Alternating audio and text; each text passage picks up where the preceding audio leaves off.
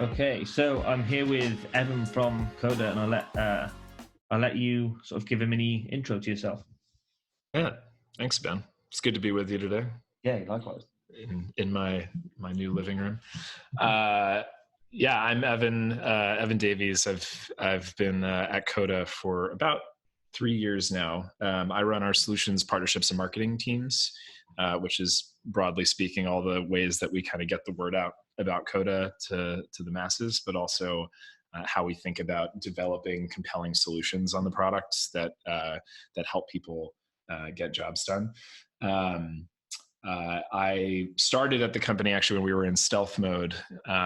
So back at that point, we had a few customers, and we're still kind of working through the infrastructure of the product. And so one of my first jobs was kind of getting our first customers onboarded, including some of the ones that are pretty prominently featured throughout our site.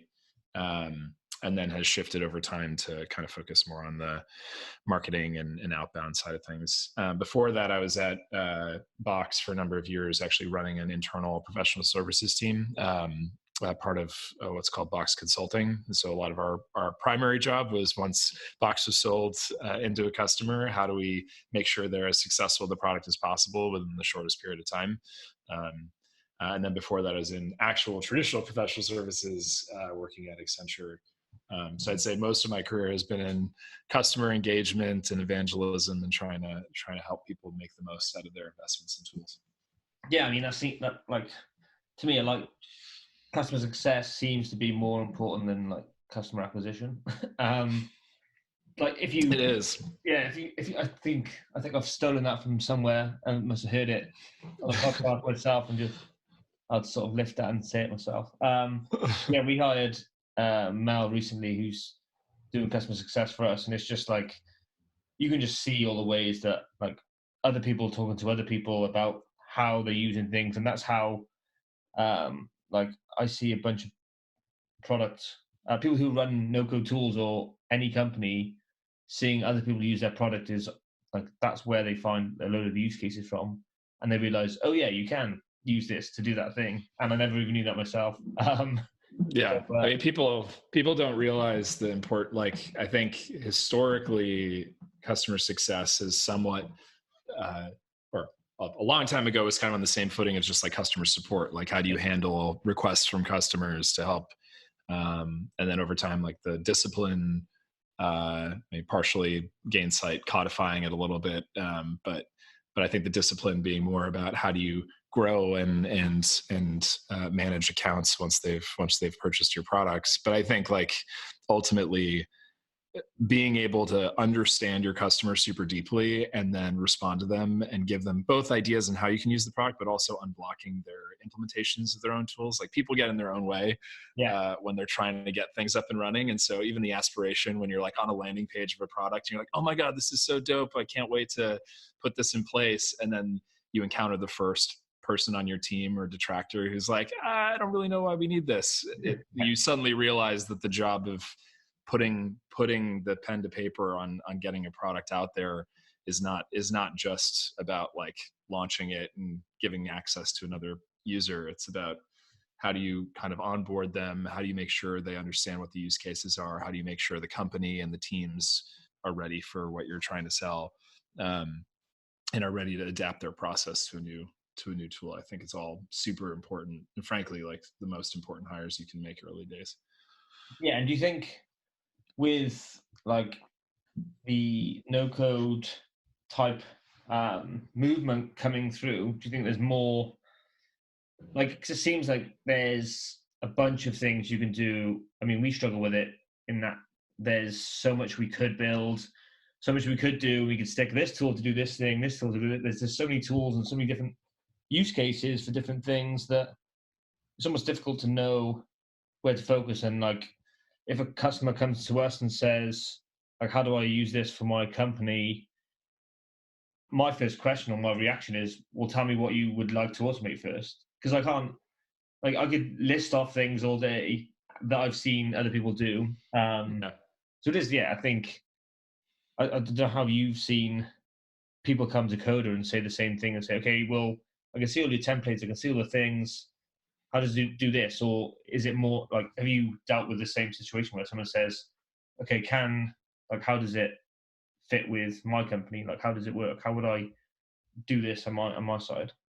Yeah, it is interesting. I mean, as you know, I mean, Coda No Code is one flavor of how people have experienced Coda, but generally speaking, like our positioning and our goal is to be an all-in-one doc. So it's we're blending both the flexibility of traditional like doc and spreadsheet tools, but we're also allowing people to experience the power and user experience, UX UI of like modern business software in the same space. And so what people can actually build with it can feel as simple as like writing a doc, writing a spec, taking notes, but it can mature into something that feels a lot more like a no-code solution. So we actually end up seeing all different sides of it, like from the early stages, people just understanding how to structure their docs most effectively. Like if I'm putting Coda in place for remote meeting management, I just want to know, like, should I take meetings in this format or this format? What are the trade-offs for doing it one way or another? And then the other side, it's customers who have really big problems. And we one of the earliest deployments that I worked on when we were first in stealth was with Uber, which is now one of our biggest deployments as a company. And it started with a PM and a TPM at the company who were like, "Hey, we're about to do this giant project with hundreds of people involved. It's this."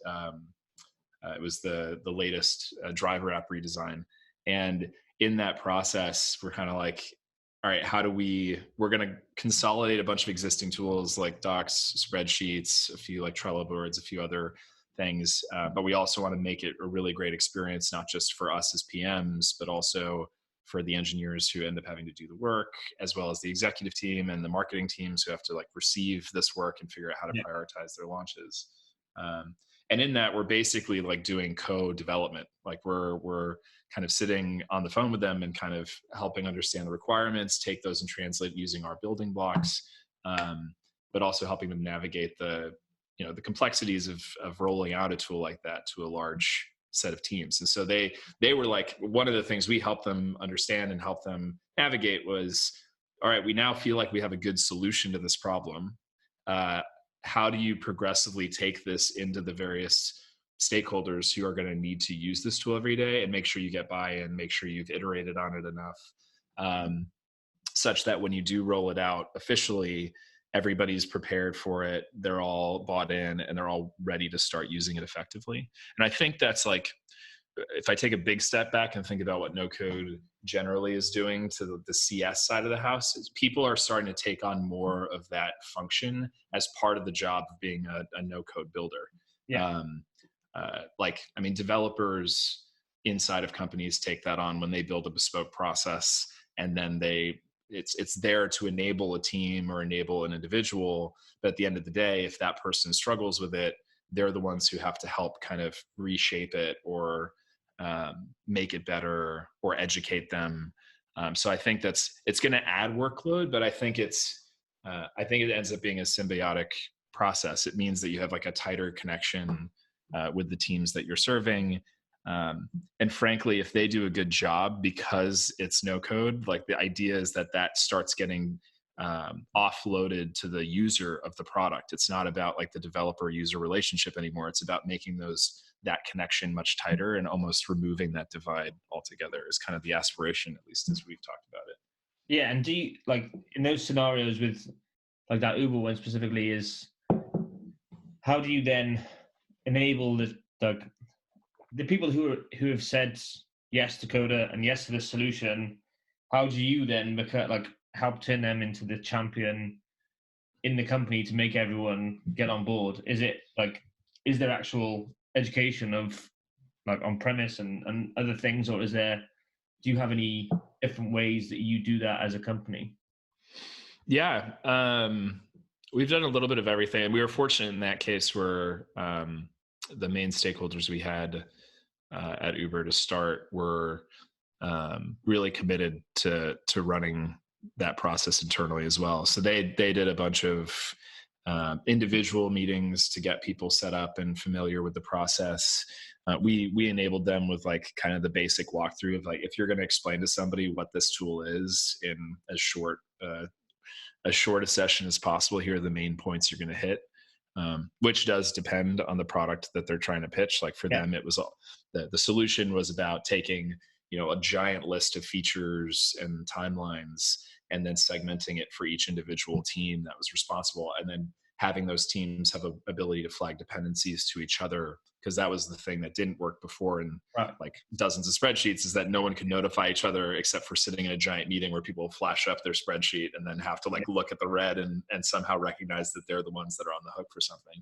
Yeah. And so they knew in what they developed, they knew what the main things they had to communicate. It's like, this is your space, this is your section in the document, here's the table, here's what these columns mean, and then here's the place where you flag dependency. Like, they're educating on the tool. And on the flip side, they're also saying, like, by the way, Coda is a flexible solution that you can kind of shape to your own devices. Like, whatever your team needs, you can build it into the same space as what we've built for you in advance. And actually, that was like one insight, was there's a certain amount you want to build in advance for the users you're onboarding, but then you want to also invite them to contribute. Because if you don't do that second thing, then you're basically locked into the developer user relationship again, which is the thing that no code and all these different tools are trying to disentangle.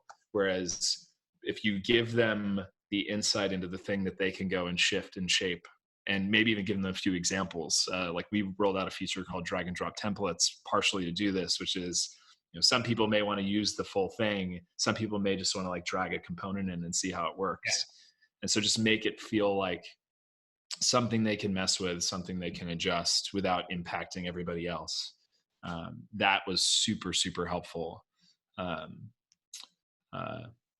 And then beyond that, we've run, the last couple of years, we've run a bunch of different programs with them, meetups on site. We've done trainings for individual teams, knowing which teams are going to be naturally inclined to use a product like this, and take ownership of the implementation, engaging those folks early, but then also finding folks who have connections to the things that have already been built in the organization. This doc, when it got rolled out, was like exposed to hundreds of people. And so a subset of those hundreds also saw Coda and were like, oh, this is interesting. Like, maybe I should try my own version of this. And so helping those people along as well. So a bunch of different tactics, but yeah. I think, it's funny. We see similar things in that our like MakePad obviously isn't necessarily a product. There's like a membership aspect with access to education, but that's the thing. The end goal is pretty much the same, which is we'll show you a taste of stuff so that then you know, oh, I can use this for this other thing, or I can like build this other thing. And obviously with our B2B side of, we're trying to help figure out what are the things you want to accomplish and what are the right tools and how do you stick these together and do it on a training basis. So it's very like aligned with similar things that you're thinking. I wonder if, we talk about no code sort of because we have to, because it's like that's just what the thing is being called.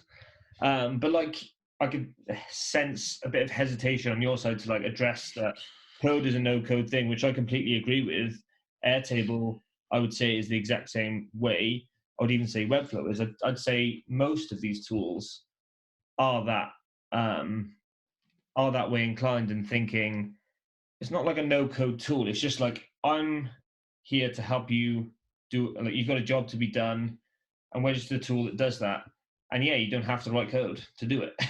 But there's just no better way at the moment for some people who feel like their only way previously was to have an engineer involved to like recognize that is the thing that they're trying to do. That's what we sort of have to mention no code. But I understand that when you were talking then, I could see that you're saying, well, we're just trying to get these teams to build these internal tools to help them manage these projects. And previously you wouldn't think of like anything different, but it's just, some people would then mention the no code stuff. But it's funny how it's all interlinked, but it is just the same thing as like, okay, this is the solution we're trying to get to. And I didn't have to code anything to do this middle bit. Yeah, it is interesting that like I feel like part of it is just that the space or the terminology has a little bit of baggage with it. It's been around for a while. And I think the main challenge is it can sometimes feel narrowing, because one of our observations in the world is that, there are, hundreds X more makers out there than developers. And the difference is that, over time, the developer population won't be the ones that, speak the language of programming languages. There'll be people who kind of know loosely how to write some Excel formulas, or maybe they're people who just know how to structure data or to-do lists a really specific way. Basically people who have a perspective or unique opinion on how a process should be run and are able to kind of build some sort of solution to that thing. Whereas like no code historically has felt like you're still looking towards what the solution is. Like at the end of the day, you're hitting like create this app, and this app suddenly appears, and now it's like a fully fledged thing. It just didn't require code to do it. And in that world, it still feels somewhat like there's a divide between a developer and somebody who's sitting in a company who's struggling with something, because the end result is building a product and launching a product. Whereas, the example I gave with Uber, I mean, it's an example we've seen with like a small business. One of our early customers was a company called Hudson Baking Co. And they are like, it was two folks who were building a granola company, but also trying to figure out how to manage the expansion of their operation. Like Hope was kind of the lead there, and Michelle was somebody who was helping her with the operations side. And they were rapidly expanding to different stores, like being featured in Whole Foods. They were rapidly expanding their production schedules. They were hiring kind of workers to help manage that. And their basic problem was how do we build tools, but also not like have to buy Salesforce and buy NetSuite and buy all these things, and then be on the hook for managing an IT function while also like building this business from the ground up. And tying it to like some of the things that are very specific to the way they operate, which like Hope had a very specific way she likes managing her goals for each quarter and each year, things that are motivating to her, as opposed to like, she's not like reporting to some senior leadership team or board where she's got to like format it in a very specific way. It's all about like how she thinks and how she can incorporate that into her tools. And so they ended up basically building all of their kind of everything from inventory management to like timesheet management inside of the production house. Like all of that stuff was being built out in Coda. And the whole thing is, they didn't have an end solution fully like developed. They weren't saying we're going to build an app for inventory management. They were just like, okay, let's build the inventory management thing. Okay, we have that. All right, here's my goal. Like, here's a section that has all my goals for this year. Okay, maybe I can tie those things together so I can measure progress against my goals. All right, now that I have that, what can I do? Well, now I can take that and synthesize it into what my forecast is for sales. Like, so now I can actually see what Whole Foods is going to need from me in the next XYZ periods. Oh, now I can actually identify opportunities for which granola flavors are actually being sold the most in certain locations and make sure I optimize for that. And so it's like, it kind of never ends. Like the development is meant to be evolution over time.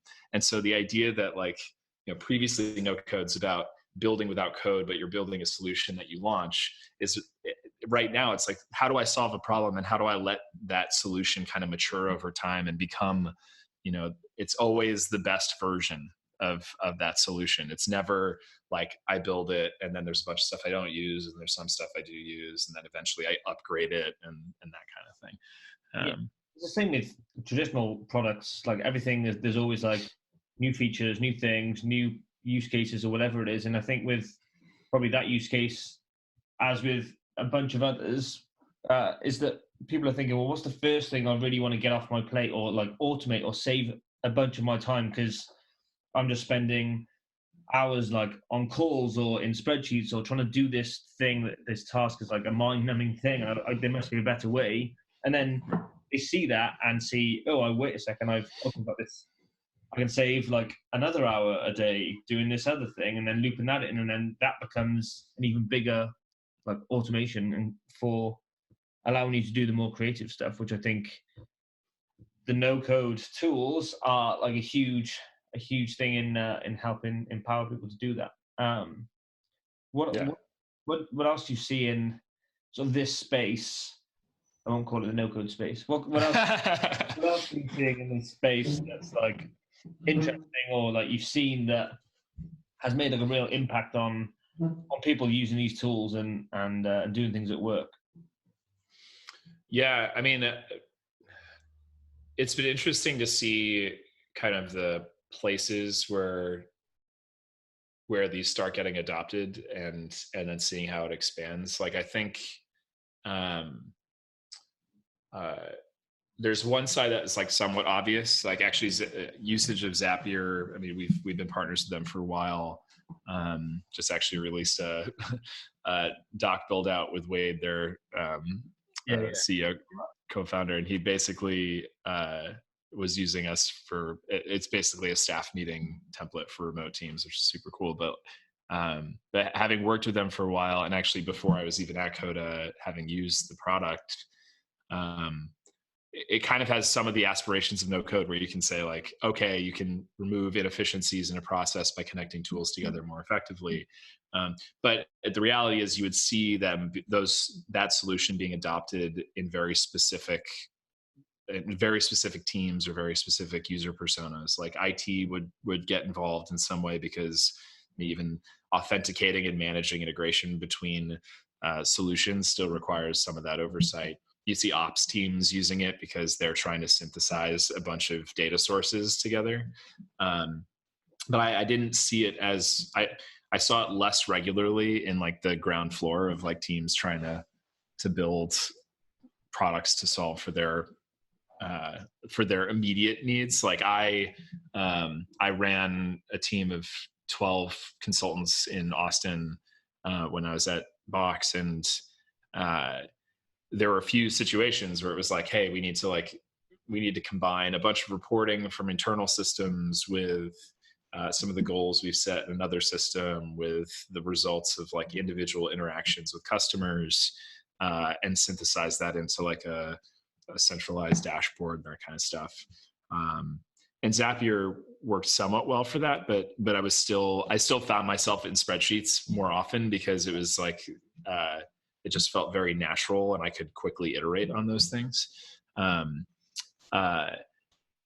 I've seen now Zapier start expanding into other markets, where other people like now feel much more comfortable, because the language is somewhat a known quantity. Before it felt like integrating tools, that's like a big thing. But now that people are feeling much more comfortable and dexterous around digital tools, they're kind of like, oh, this thing actually connects like a form to a spreadsheet, into another thing, and I can use it really simply.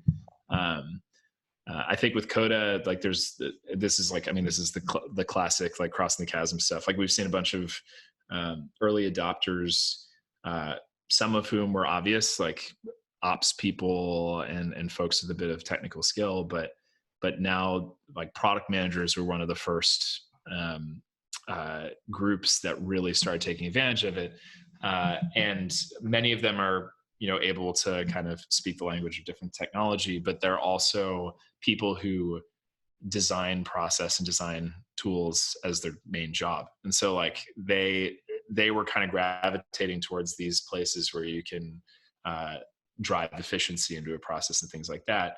But then the next phase of that is like what their counterparts or what their teams end up doing. Like I think people, when we really see this successful, is when we see people tying even their personal productivity systems into the overarching team.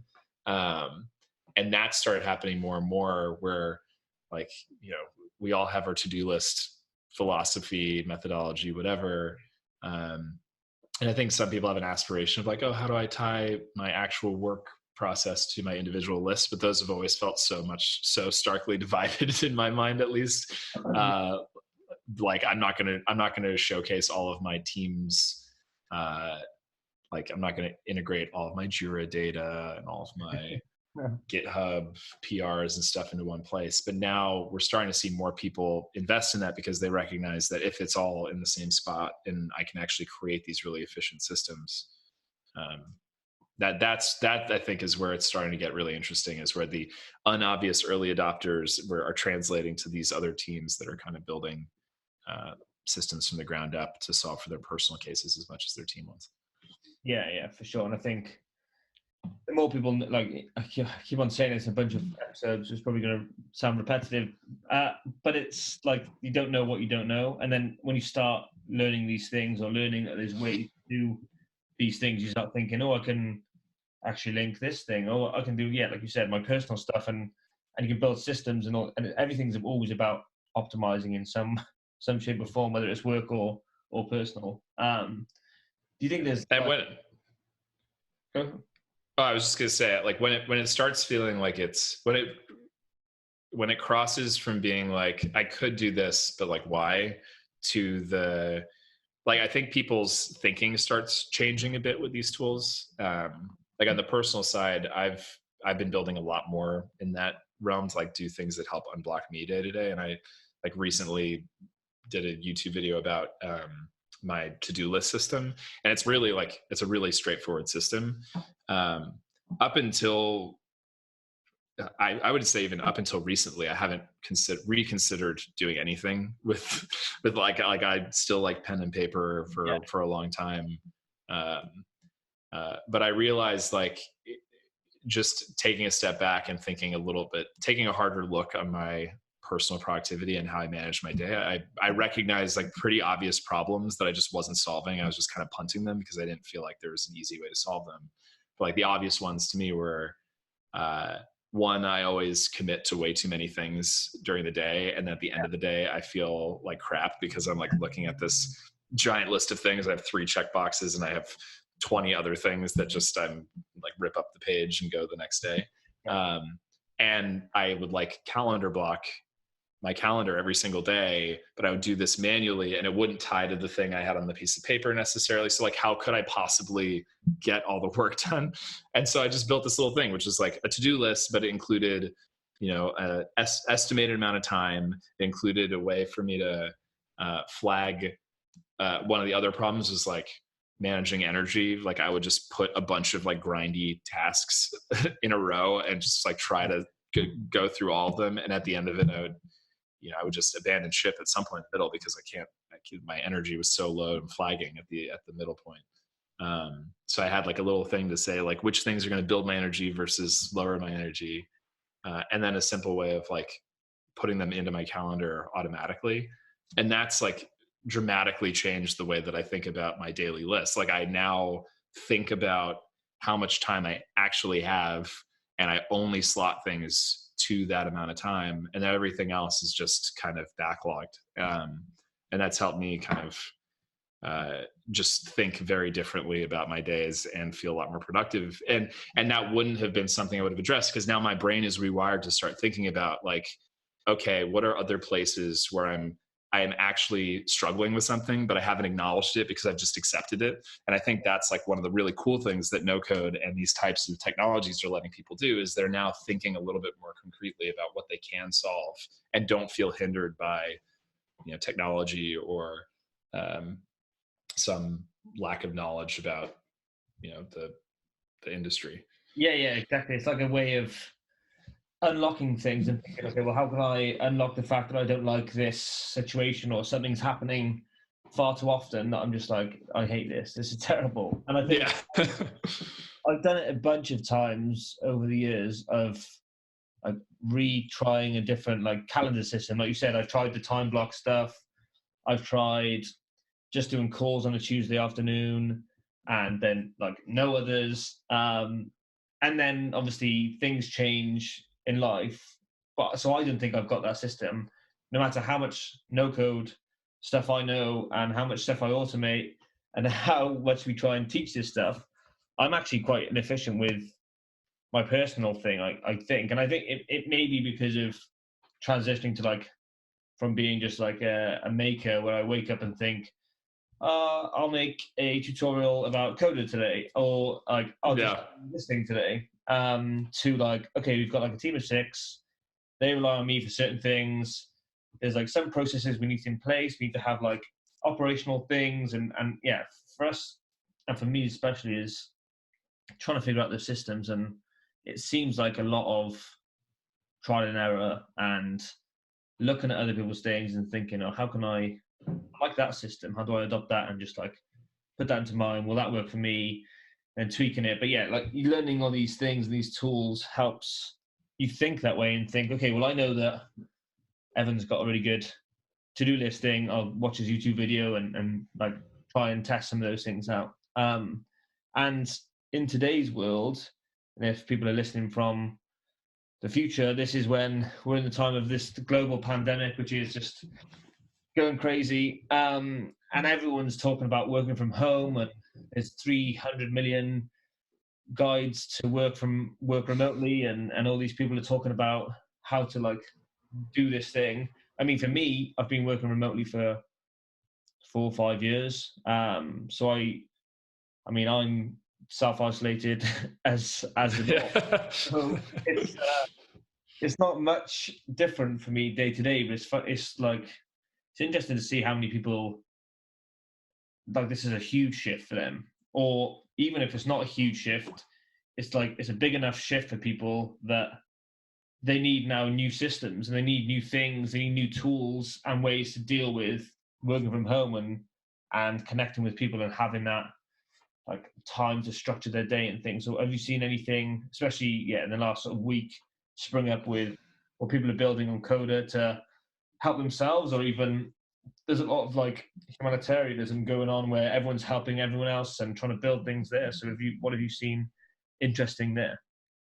Yeah, I mean, it's definitely been a very strange couple of weeks. I mean, we, as a company, we moved to remote at the end of last week, and actually, our CEO, co-founder Shashir had actually was building, basically trying to synthesize a bunch of different sources of information to decide, like, okay, what do we actually think the impact of this is going to be?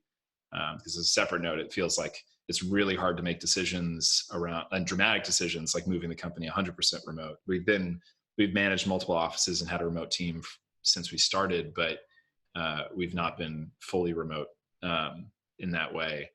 And so we made the call to do it, and then shortly thereafter, San Francisco put in place the shelter in place. So I've been at home for the last few days, where like their expectation is you're not really going outside except to manage your sanity and exercise. So it's definitely a very strange time. I think the impact, there's a positive side of it and a negative side of it. The negative side of it is this is a pretty dramatic shift for a lot of companies, and the amount of work it takes to be a remote employee and to set up remote systems is a big undertaking. It is, it's not just about how do you like make sure you use Zoom effectively. Zoom is obviously like a great tool for that, but it's how do you set up the culture such that it supports the usage of those tools. Like even the simple thing of like muting and unmuting during Zoom calls and how you telegraph you want to say something and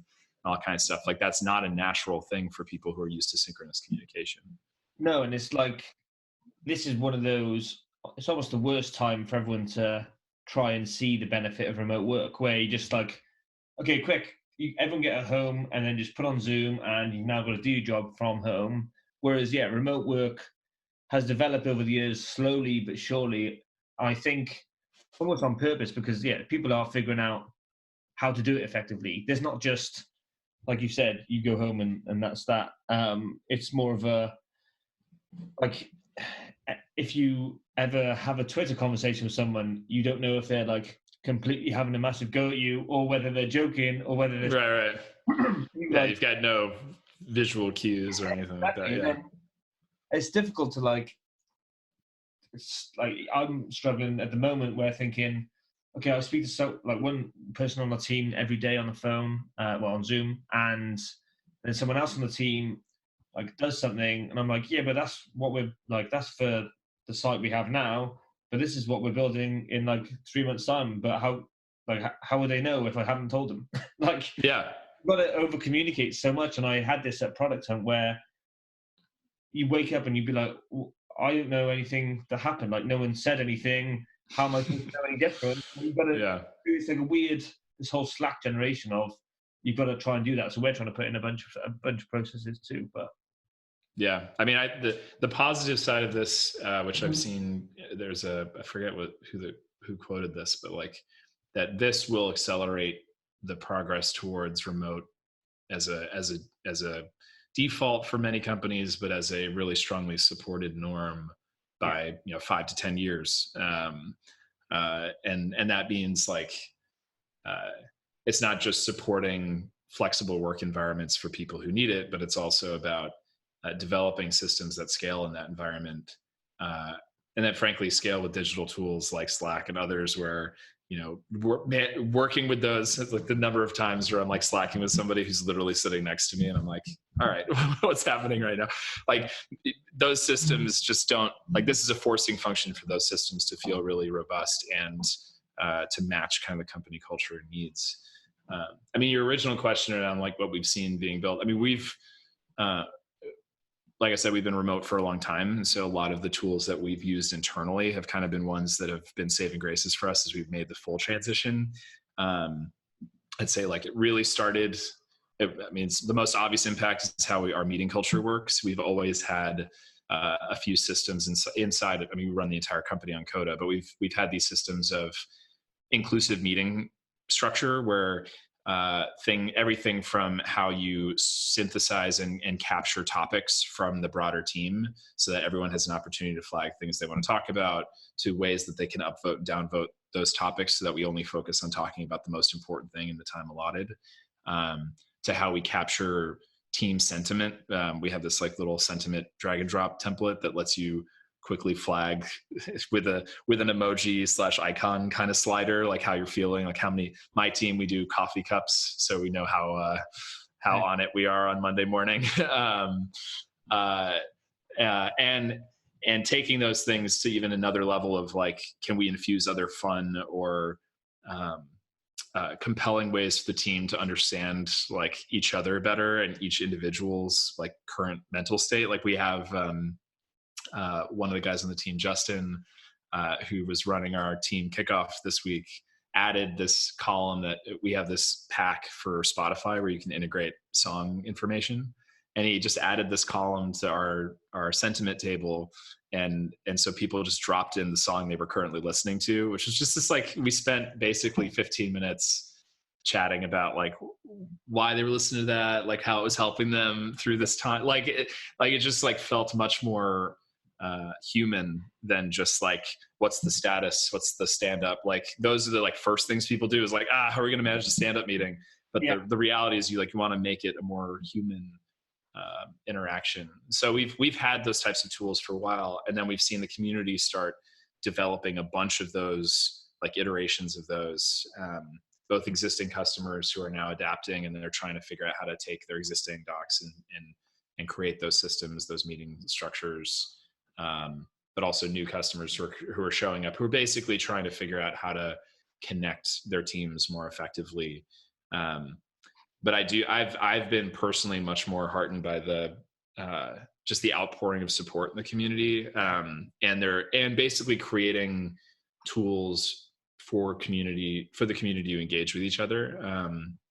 Internally we had a guy, Joe, who when his school was let out and he was basically, his daughter was home and he was managing across the entire school system, like how do we better connect and offer resources and support to folks in the school, and created this system by like matching people's needs with people's skills and abilities.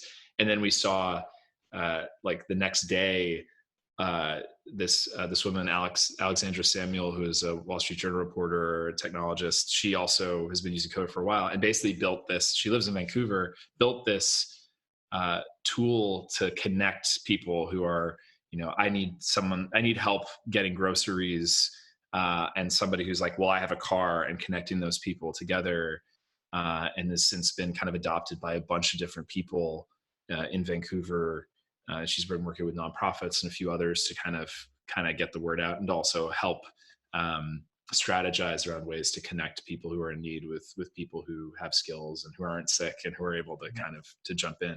So that to me has been incredibly heartwarming, and I imagine we'll see a lot more of those social good kind of tools being built, because frankly, people just need to feel more connected than ever, and also we need to figure out how to support the services that are, frankly, we're all nervous about the overwhelming nature of the pandemic, and so that has been great to see.